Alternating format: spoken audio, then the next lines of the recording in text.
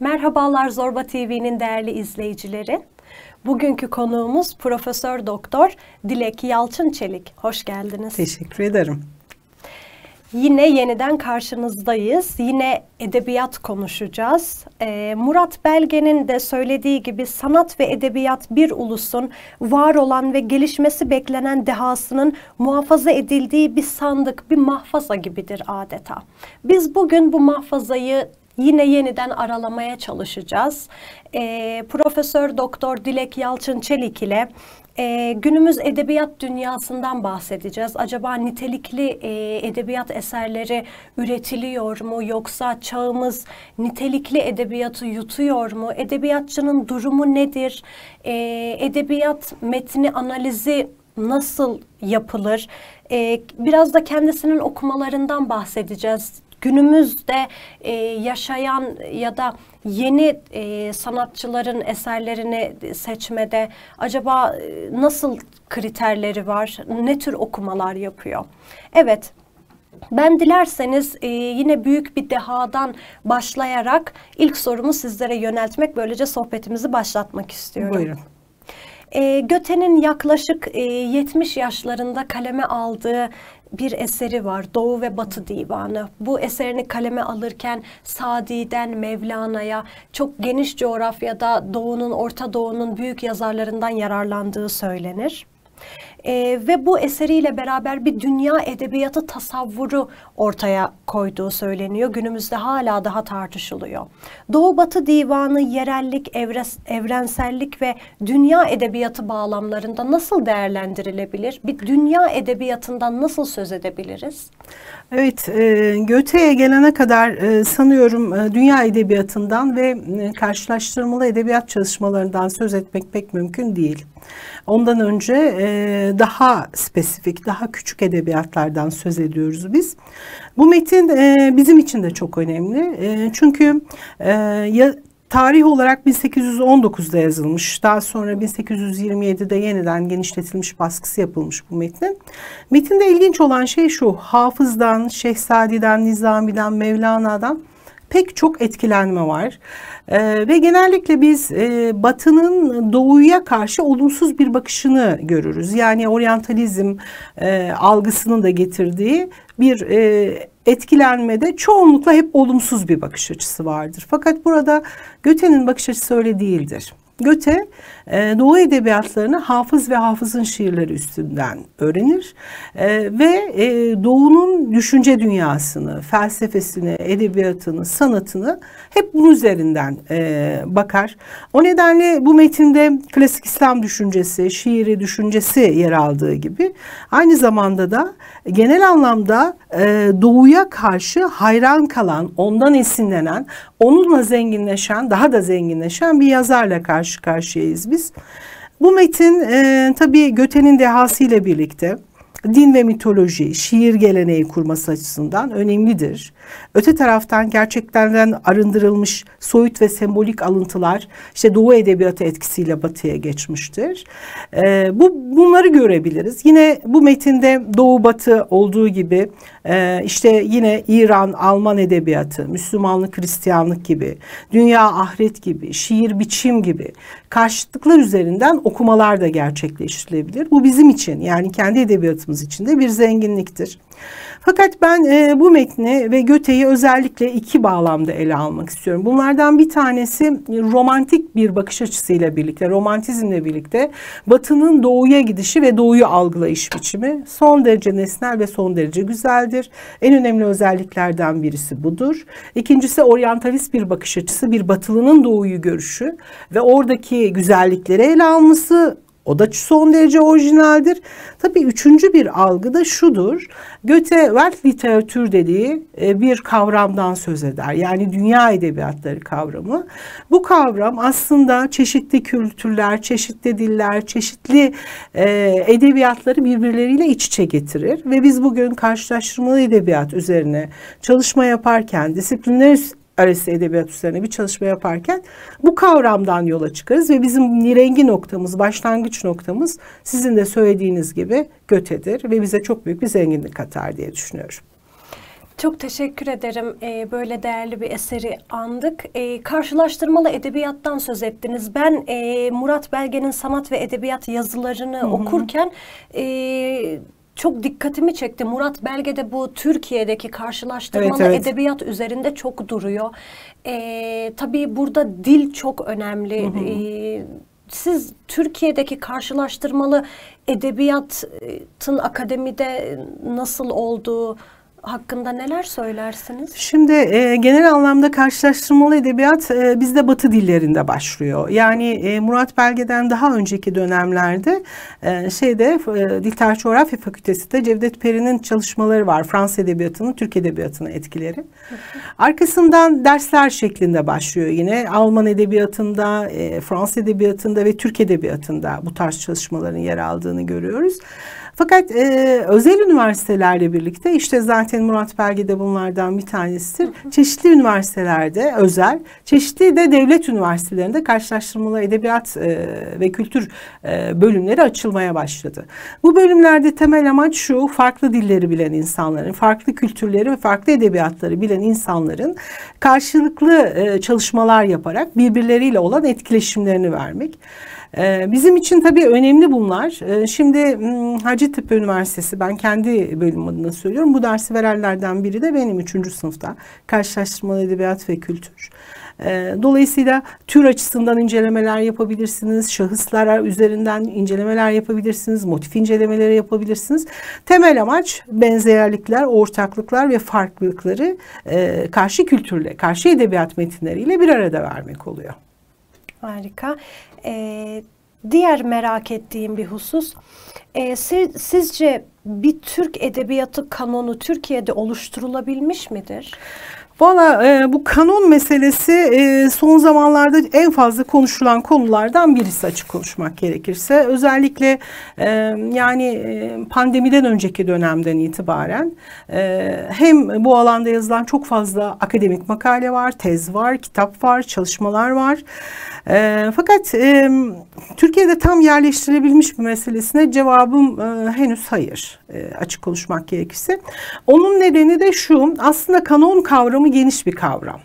Batı edebiyatlarına baktığınız zaman Antik Yunan Latin'den gelene kadar bunların aşama aşama nasıl geliştirildiğini, değiştiğini ve dönüştüğünü görürsünüz.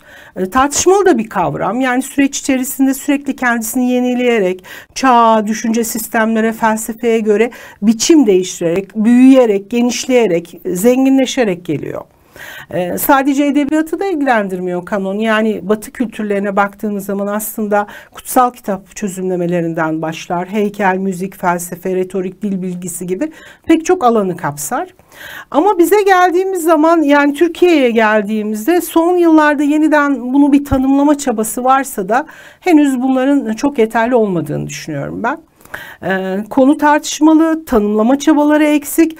Öte taraftan evet, pek çok makale yazılıyor, kitap yazılıyor, tez var ama bu alan hem Türkiye'nin edebi ve kültür ortamıyla ilgili, o yüzden tartışmalı bir alan, hem de genel anlamda Türkiye'deki bir ikiliği ortaya koyuyor. Yani bir kanonun oluşabilmesi için bir merkezi sistemin, bir merkezi düşünce sisteminin oluşması gerekiyor. Eğer siz onu oluşturamazsanız bütünlüklü bir şekilde, o zaman gerçek bir kanondan ne kadar bahsedebiliriz bilmiyorum. Zaten bu görüşleri Murat Belge de söylüyor. Yani bunun için ortamın henüz tam olmadığını. Şimdi bizde bir akademinin getirdiği tanımlamalar var. İşte bilimsel yayınlar var. Bir de akademi dışındaki işte gelen tanımlamalar var. İşte akademide diyelim ki Selçuk Çıkla, Orhan Tekelioğlu, Jale Parla, Onur Bilge Kula, Murat Belge gibi akademisyenlerin yazdıkları yazılarda çeşitli tanımlamalar geliyor ama öbür taraftan Ömer Türkeş var, Tanıl Bora var, Kemal Atakay gibi kişiler var. Bunların getirdiği bir bakış açısı var. Bunların hepsinin bir havuzda birleşmesi gerektiğini, bir Türkiye algısının oluşması gerektiğini düşünüyorum ben. Şimdi kanonun oluşabilmesi için aslında bir yazar ve şairler grubunun olması gerekir. Öte taraftan işte aydınlar, gazeteciler, öğretmenler gibi bir aydın kitlesinin oluşması gerekir. Bir de bunları alımlayanların bir araya gelmesi gerekir. Oysa bizde Yani sistemimizde bunlar kopuk kopuk, onu demek istiyorum. Eğer bir Türk Edebiyatı kanonundan bahsedeceksek bana kalırsa Cumhuriyet'in ilk yıllarından söz edebiliriz biz. Bu Atatürkçü düşünce, Kemalist düşünceyle birlikte bu ulus kimlik inşası sırasında işte yazılan şeyler, ders kitapları, kitaplar, verilen dersler, İlke ve inkılapların getirdiği o ruh hali, birlik hali edebiyata yansımıştır. Yani Yakup Kadri Karaosmanoğlu'na bakın, Yabanı'na bakın, Ankara'sına bakın, Nur Babası'na bakın, Halide Edip'e bakın. Efendim işte diyelim ki onun verdiği Vurun Kahveye var, Ateşten Gömlek var, Reşat Nuri Güntekin'in Çalı Kuşu var gibi. Yani bütün bunlarda aslında bir devrin ruhunu yakalayabilmek mümkün ama şimdi çok parçalı bir düzen, çok katmanlı bir Türkiye gerçekliği var. Yani şöyle baktığınızda karşınıza 20 kişi alsanız ve deseniz ki bakın gelin biz sizinle Türk Edebiyatı üzerinde bir konuşalım. İnanın 20 tane şey çıkartamazsınız, ortak kitap. Ama Batı için bu söz konusu değil. Bir Alman önce Goethe'den başlar. Bir İngiliz önce Shakespeare'den başlar. Hani kimden bahsedeceğiz? Hangi yazarımızdan, hangi şairimizden bahsedeceğiz baktığınız zaman bizim böyle bir okuma listemizin, bir değerler sistemimizin olması gerekiyor. Burada bana şunu diyebilirsiniz. Hocam işte Milli Eğitim Bakanlığı'nın verdiği 100 temel eser ama o 100 temel eseri de biz bir temel noktaya getirtemedik. O yüzden gerçek bir kanon biraz daha zaman var ama çok çalışan akademisyen var, çok çalışan insan var. Bunları ben de takip ediyorum. Fakat bir bütünlüğe ulaşamadığımızı düşünüyorum. Benim görüşüm bu yönde. Pekala, çok teşekkür ederim.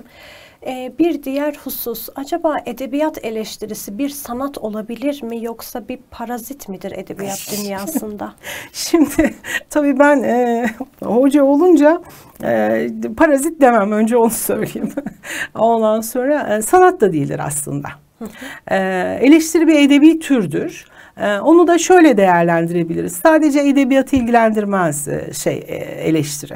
Yani bütün sanat eserlerinde bir sanat eseri varsa eğer, bu müzik olabilir, resim olabilir, film olabilir, neyse. Yani bütün sanat eserlerinde ortaya konan bir eserin iyi, kötü, doğru, yanlış çeşitli ölçütlere göre değerlendirilmesi gerekir.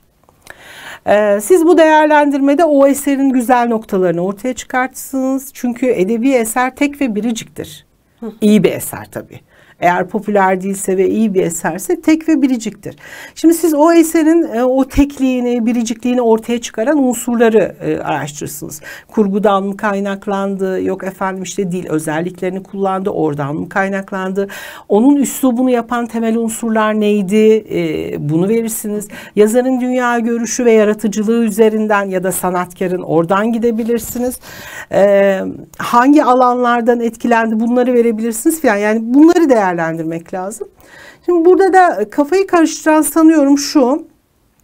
Biz eleştiri dediğimiz zaman yine baktığımızda edebiyat için söylüyorum. Diğerlerini hani çok bilemiyorum ama edebiyat için aslında bir hani bu Batılılarda book review dedikleri kitap tanıtımlarının olduğu şey.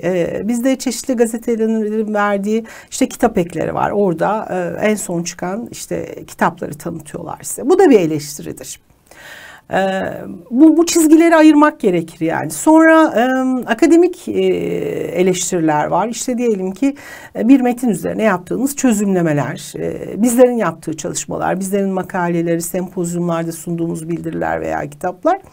Bir de sanatkarların yaptıkları incelemeler vardır. Yani işte diyelim ki onların da Doğan Hızlan gibi, işte Fethi Naci gibi filan, onların yazmış oldukları biraz daha böyle estetiği ön plana çıkartan, akademik geleneğin biraz daha hani akademik gelenek kadar ne diyelim kuru ve şey değil, kurallı olmayan yazıları vardır. Bu da eleştir. Bunlar da eleştiridir ve bize çok şey katar.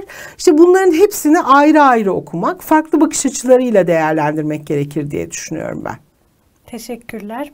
Bugün Murat Belge'den çok bahsettik. Yine ondan evet. bahsedeceğiz. Murat Belge yine sanat ve edebiyat yazılarında şöyle bir şey söylüyor. Metin analizi yönteminde metne dışsal denebilecek, yani metin harici hiçbir şey sokmamak gerektiği söylenir.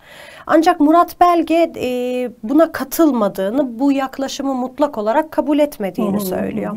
Her sanat ürünü son analizde hayata ilişkin yapılmış bir önermedir. Bu yüzden onu hayattan büsbütün soyutlayamayız. Eğer soyutlarsak içine girmeye çalışırken onun dışında kalabiliriz diyor. Dolayısıyla siz bu konuda neler düşünür? Bir edebiyat metninin analizinin nasıl olması gerektiği hakkında neler söylersiniz? Şimdi burada şöyle diyelim, eleştiri tarihine baktığımız zaman biz genel olarak diyoruz ki bir yazar merkezli kuramlar vardır diyoruz. Yazarı temel alan ve oradan devam eden çalışmalar, eser merkezli kuramlar ve okur merkezli kuramlar. Geçmişten günümüze gelene kadar da böyle devam eder. Yazar ana noktadadır, sonra eser 1930'larda biçimci eleştiriyle birlikte, ondan sonra da okur merkezli çözümlemeler. Şimdi Murat Belge'nin çözümlemesi şeyde başlıyor, ikinci aşamada, yani daha gelişmiş bir eleştiri sisteminden, yani eser merkezli kuramlardan söz ediyor. Bu kuramlar işte Rus biçimciliği, yeni eleştiri, yapısalcılık gibi kuramlardır. Bunlar yazarı dışlarlar, yani yazarın dışarıda tutup metin incelemelerine ağırlık verirler. Daha sonraki sürece baktığımız zaman da işte okur merkezli kuramlar var. Anladığım kadarıyla Murat Bey'in buradaki tutumu bir sentez tutum. Yani hem eser merkezli hem de okur merkezli, yani eserin de biraz dışına taşıp diğer unsurları da eleştirinin içine katmak şeklinde devam ediyor diye düşünüyorum ben. Benim ilavem de okur merkezli eleştirilerinde artık Türkiye'de olması gerektiği. Çünkü bizim eğitim sistemlerimiz hala yazar merkezli çalışıyor. Yani ilkokulda, ortaokulda, lisede hala yazarı temel alan çalışmalar üzerinden gidiyoruz. Oysa yazarı temel alan çözümlemeler birinci okuma düzeyinde gerçekleşir. Siz birinci okuma düzeyine gerçekleştirdiğinizde de o zaman şeyle başlarsınız. İşte bu yazar kadın mıdır, erkek midir? Efendim dünya görüşü nedir? Sağcı mıdır, solcu mudur? Şu mudur, bu? Oysa bizim için asıl olan şey edebi eserdir ve onun okur üzerinde bıraktığı algıdır. Roland Barthes benim doğduğum sene aslında. Bakın, yani 1967'de bir makale yazıyor. The Death of Author diyor. Yani yazarın ölümü diyor. Artık yazarın edebi metnin dışına çıkması, onun yerine eser ve okurun konulması gerektiğini, her okurun o eseri okuyarak alımladığında farklı şeyler alabileceği, farklı alımlama düzeyleri oluşabileceğini söylüyor. O nedenle biz iyi bir okur olmak için artık o birinci okuma düzeyini bırakmak zorundayız. Ve ikinci okuma düzeyine geçtiğiniz zaman da biraz felsefe, biraz toplum bilim, biraz psikoloji, bunları da bilmek gerekiyor. Ana dilin edebiyatıyla uğraştığımızda en büyük problemlerden birisi şu: İnsanlar zannediyorlar ki Türkçe konuştukları zaman her şeyi anlayabiliriz. Hayır. Nasıl siz bir yabancı dili öğrenirken efendim birinci okuma düzlemi, ikinci okuma düzlemi, üçüncü okuma düzlemi varsa, aslında bir edebi metni okuduğunuz zaman da bunların da düzlemleri farklıdır. Yani siz klasik bir metinle modernist bir metini, modernist bir metinle de postmodernist bir metini aynı okuyamazsınız. Evet, Murat Belge'den çıktık. Dağıttık mı konuyu yoksa? Çok güzel devam ediyoruz. Çok teşekkürler. Şimdi günümüz dünyasında çok kolay bir şekilde eserlerin yayımlanabildiğini, yayın evlerinden kolay bir şekilde herkesin yazdığı kitapların satışa çıkabildiğini görüyoruz. Dolayısıyla böyle bir ortamda iyi edebiyatçının durumu nedir? Günümüz dünyası iyi edebiyatı, iyi edebiyatçıyı yutuyor mu? Şimdi işte yani artık şöyle diyeyim, onda da Hani insanlığın düşünsel sistemi gelişirken önce bir sözlü edebiyat evresi vardı yazı olmadan önce. Sonra yazı olunca ama sözlü edebiyat ölmedi, yine devam ediyor. Hem sözlü hem yazılı edebiyat. Artık bir dijital çağdan bahsediyoruz ve bir dijital edebiyattan bahsedebiliriz. O yüzden hani yazar hakkında da eser hakkında da eski alışkanlıklarımızı biraz kırmamız gerektiğine inanıyorum ben. Siz tabii çok gençsiniz. Dijital çağa çok çabuk adapte olabilirsiniz ama benim gibi hani bize daha çok dijital melez diyorlar. Yani işte kitap üzerinden okuyup onun üzerinden alışkanlıklarını getirip daha sonra dijital ortama geçenler için artık yavaş yavaş bu dijital ortama geçmek gerekiyor. O nedenle dijital ortamın dünyası farklı bir şey. Evet, yani çok fazla seçenek var. Çok fazla farklı ortamlar var. Bize yine yazının yayınlanma biçimlerinde sunulan olanaklar çok fazla. Okurumuza ulaşmak daha başka biçimlerde oluyor. Ama bunu diyorum ya, eski alışkanlıklarımıza göre değerlendirmeyip yeni bir formatta düşünmemiz gerektiğine inanıyorum ben. Dinlediğim birkaç programda şöyle konular göze çarpıyor. Artık kütüphanenin acaba istifçilik midir kütüphane diye tartışılmaya başlandı. Hakikaten dijital çağda ben her ne kadar buna katılmasam da böyle konuşmalar, eleştiriler var. Pekala siz acaba bu yeni edebiyatta, yeni edebiyatçıları okurken nelere dikkat ediyorsunuz? Okumalarınızı nasıl seçiyorsunuz? Kimleri okuyorsunuz? Şimdi yani bu da aslında çok zor bir soru. Çünkü hani bir doktora gidiyorsunuz ya, doktora gittiğiniz zaman size soruyor, senin rahatsızlığın ne? Başlıyorsunuz siz, işte ben boğazım ağrıyordu da işte kulaklarım doluydu falan. Size diyor ki tamam diyor, senin bir üst solunumla ilgili sıkıntın var. Hadi ben sana ilaç vereyim. Şimdi burada karşımızdaki insanı tanımak gerekiyor. Yani onun okuma düzeyi ve beğenisi nedir onu bilemiyorum. Şimdi diyelim ki en basit okuma düzeyi popüler kültürden başlar. Popüler kültür okurlarından yola çıkabiliriz biz. Yani orada da diyelim ki polisiyeler. Oradan bir okuma düzleminden başlayabiliriz. Osman Aysu gibi, Ahmet Ümit gibi, Celil Oker gibi, efendim Cüneyt Ülsever gibi merakı tetikleyen, yeni tarzı da deneyen, tabii bunların daha hafifi, daha iyisi yazar olarak vardır. Buradan başlayabilirsin. Yok efendim ben tarihi roman seviyorum diyorsa Orhan Pamuk'u mutlaka okumalı, İhsan Oktayanar'ı okumalı. Ama o biraz daha zor geliyorsa biraz daha öncesinde modernist bir metinden yola çıkarak biraz daha gidebilir. İskender Pala'yı okumalı diye düşünürüm ben. Ben postmodern bir metin okuyabilecek düzeye geldim, İyi bir okur isteyen yazarla birlikte olmak istiyorum derseniz, Murat Gülsoy benim son dönemde en sevdiğim yazarlardan biridir. Ayfer Tunç. Ondan sonra Yaşayan dediğiniz için hep böyle sonlardan seçiyorum ama İnci Aral bunlardan birisi yine baktığınız zaman. Şimdi böyle biraz sonra biraz daha isimler aklıma gelir. Yani bütün burada Mehmet Eroğlu diyelim ki yine söyleyeceğimiz isimler arasında. Kadın yazarlar Ayla Kutlu, Eren Diz Atasu, yani bunlar çok büyük yazarlar gerçekten bana göre. Şimdi isimlerini unuttuğumuz, söyleyemediğimiz de olabilir. Ben sadece şunu öneriyorum insanlara. Tek seçmek yerine, yani işte diyelim ki ben bir tane Ayla Kutlu aldım, okudum. Bir tane Eren Diz Atasu aldım. Bir tane Orhan Pamuk aldım. Son çıkan romanlarını okuyayım demek yerine bence insanların bir yazar dostu olmalı. Hangi yerden başlamış olabilirsiniz? O belki o yazarın 3. kitabıdır, 5. kitabıdır, belki de 1.'dir, bilemiyorum.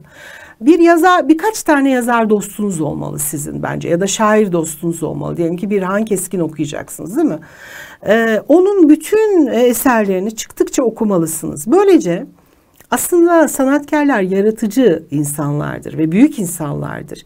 Böylece siz onlardaki gelişmeyi, onlardaki estetik algıyı, onlardaki kurguyu süreç içerisinde öğrenirsiniz.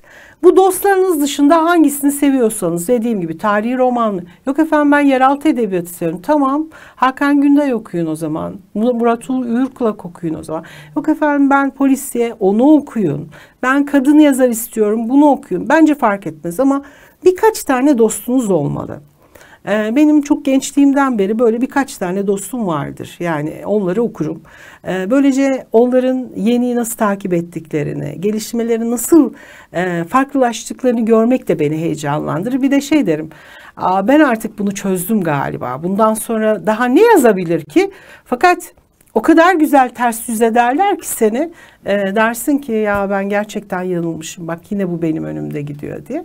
Böyle okur ve yazar arasında gizli bir konuşma vardır. Onun için herkese benim tavsiyem, lütfen çok fazla olmasa bile böyle 4-5 tane bir yazar dostunuz olsun sizin. Onun bütün kitaplarını tek tek bakın, çok şey öğrenirsiniz. Öbür türlü keyfe keder, siz bilirsiniz diyorum. Bir de şunu söylüyorum, yine benim çok gerçekten üzüldüğüm sorulardan biri şudur. Boş zamanlarınızda ne yapıyorsunuz? Onlar da diyorlar ki çok kişi kitap okuyorum. Bana göre edebiyatçı olduğum için midir yoksa hassasiyetim var mıdır ondan bilmiyorum ama kitap okumak ciddi bir iştir. Öyle boş zaman işi değildir. Yani ben metroda okuyayım, ben şurada okuyayım falan. Bu iş değildir. Yani kitap emek ister ancak o zaman tadını alırsınız. O yüzden tat alacağınız dostlarınız olsun isterim. Çok teşekkür ederim. Davetimize icabet ettiniz. Çok sağ olun hocam. Evet, Zorba TV'nin değerli izleyicileri, bugünkü Edebi Düşler programımızın da sonuna geldik. Profesör Doktor Dilek Yalçın Çelik'le beraberdik. Bir sonraki programımızda görüşmek dileğiyle. Hoşça kalın.